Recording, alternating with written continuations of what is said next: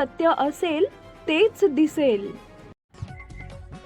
जिल्हा परिषद आणि पंचायत समितीच्या निवडणुकांमध्ये भाजपनं मोठं यश संपादन केलंय। त्यात भंडारकवटे जिल्हा परिषद गटातून सविता उंबर्जे आणि पंचायत समिती निंबर्गी गणामध्ये अंबिका दुपारगुडे या भाजपच्या उमेदवारांनी दणदणीत विजय मिळवल्याबद्दल उद्योजक सुधाकर वनमाने व कुरगोट ग्रामस्थांच्या वतीनं जंगी सत्कार करण्यात आला।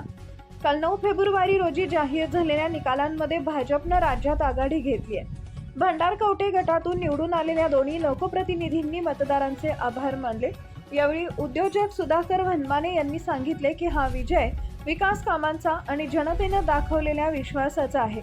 आगामी काळात या भागातील प्रलंबित प्रश्न सोडवण्यासाठी भाजप कटिबद्ध राहील। यावेळी कुरघोट येथील ग्रामस्थांनी गुलालाची उधळण करत आणि फटाक्यांची आतषबाजी करून उमेदवारांचे स्वागत केले। यावेळी कुरघोट गावातील प्रतिष्ठित नागरिक, तरुण कार्यकर्ते आणि भाजपचे पदाधिकारी मोठ्या संख्येने उपस्थित होते।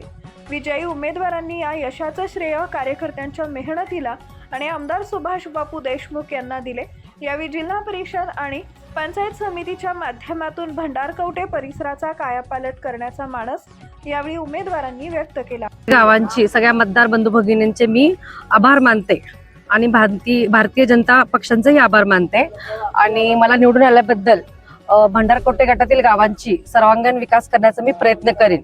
आणि जे आमच्यासाठी दिवस रात्र झटलेले आहेत, आमचे जे गावकरी म्हणा, आमचे मित्रवर्ग, सहकारी, जे माझा परिवार, त्यांचे सगळ्यांचे मी आभार मानते आणि निवडून दिल्याबद्दल सगळ्यांचे धन्यवाद।